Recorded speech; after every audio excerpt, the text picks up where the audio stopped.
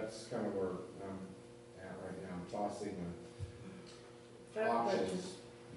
Jim? About the, you said there's an easement, not a right of way? It's not, it's not a right of way, where Right, we there's would an have easement? control, there's just an easement through there for Yeah. utility easement. Is that, okay, so how does that easement read? Does it say returned as, Yeah, exactly, it just, if there's any work done, that it would be put back, it's kind of written in an older version from Right. years ago, but yeah, it's basically, you know, so the city we can is, go in and maintain and work, but we gotta put back what pretty much was there. so it doesn't matter what they put over the top of it? Because sometimes the easements are limited. Like, when I worked for the sewer district, we didn't care what you put over the top of it. We had inclusion in that right of way to do what we needed to do. Mhm.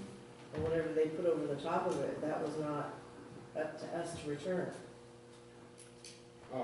Well, yeah, I think what they were told is it would be put back the way it was originally. The property owner put the pavers in on their property, and I guess they were told by the contractor that we're going through here with the new water main, and we'll make sure everything's back the way it is. And then there's the inclement weather that came into play, and that's where we got some upset folks because of the timing. Then I'd like to make a motion. Well, Let's, go ahead. oh, it's just that I make a motion that we comply with the owner's request and the method of how he wants it done. I'll second. It's been moved and seconded, and discussion, I have some things to say, but Sure. I would let the rest of the council go first. Any discussion? Mr. Wiseman? So the papers that are in now, we did not touch. Those were there and we left them. Right. So it's just that strip down the center? It's that strip down the center, but there was vehicle traffic that had offset the pavers in the photo. So this is a parking area? No, it's actually just an entryway to the channel house. Yeah, it's a walk. I think that the vehicle traffic back there was probably construction vehicles. But it also would give us an opportunity to, to tell the contractor, the mason, to keep the pavers up a little bit, and I think the finished product, when it's paved, will look a lot better too. It'll give an even pavement transition to the pavers, rather than a hump there that may pond water. We were always worried, I think from day one when they engineered this, that there would be an issue with the transition from the pavers to the asphalt overlay. And I think what we're also possibly looking at here, first of all, if the property owner was assured that this would be restored back to its original condition after the work was done, then, the only right and reasonable thing to do is to do that, to follow through on that. My concern is if it's not done properly, this, as I'm seeing it right now and thinking about when conditions, is gonna end up constituting a safety hazard. I mean, I, for one, could very easily twist an ankle.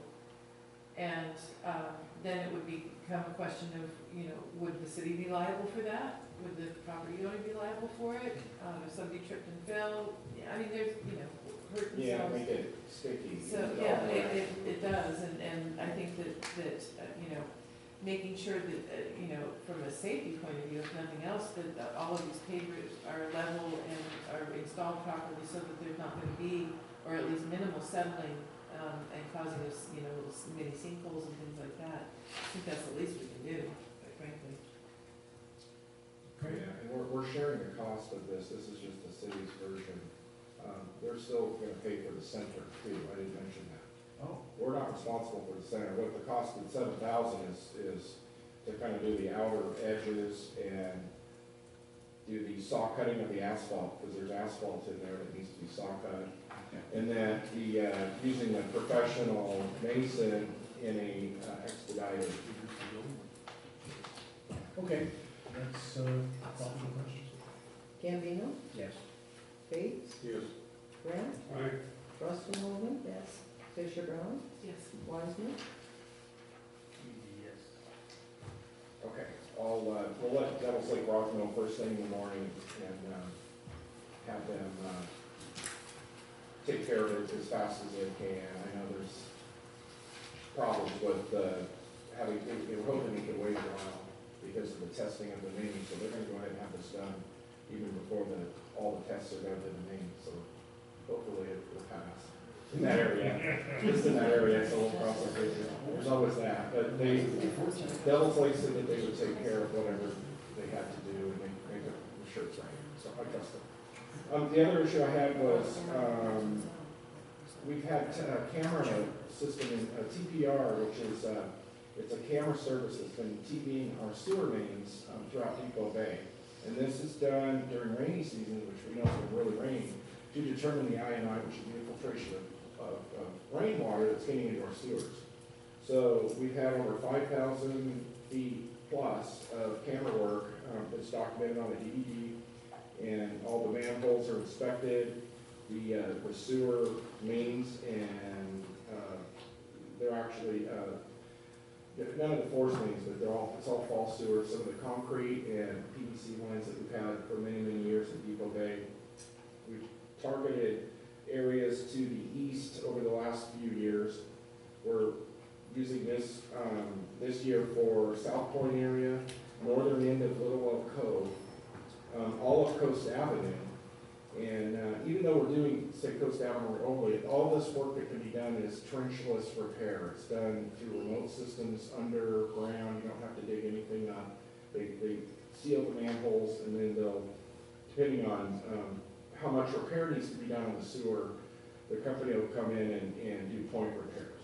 So at this point, it's TV work to see what needs to be fixed and where and how severe it is, and then we go through, I'll go through with, say, one of the guys from the collection crew, or Gary from the wastewater plant, and we'll get a checklist and get the most, the worst areas that are leaking bad, we'll try to fix those first. And so at this point, it's just kind of see how much is really that bad and go from the repair part. Probably in spring we'll be redoing the repairs. But if there's like real red flag stuff, we'll fix those right away. And how I should, or even if I should ask, is this to facilitate better information and better numbers for coordination between Depoe Bay and GSD? Yeah, well, it's been a long, ongoing effort for Depoe Bay itself to upgrade the integrity of our sewers and make sure we can get as much INI control as we can. So we're doing our part, and doing the study is the best way to find this out. We also have our own TV camera. It's a push camera. It's not a remote, but we do what we can with like laterals and certain areas. We don't have a high-end professional system, but we have a pretty good camera system ourselves that we own, so we document some of our own stuff. Yeah, so anyway, just wanted to let you know that we're moving forward with that. And that was all part of the budget, getting TPR here and doing the TV work, so. I'll have some footage to be watching here. If anybody wants to watch movies for the next couple of weeks. Thanks, man, for medical. Yeah. Okay, So that's kind of it for my all right, thank you. report. Council comments? We're going to start over here. Jan? Joe? Yeah. The votes are almost over. What's that? I'd say the voting is almost over. Make sure everybody gets their ballots in. That's right, Nice, yeah. be nice to see something on TV besides Yeah, the garbage. yeah, thank you. Lots of mail, too. You get a lot of mail. Oh, thank you. My only comment would be, thank you all for showing up. Nice to have people come and talk. Thank you. Tell us what they're doing.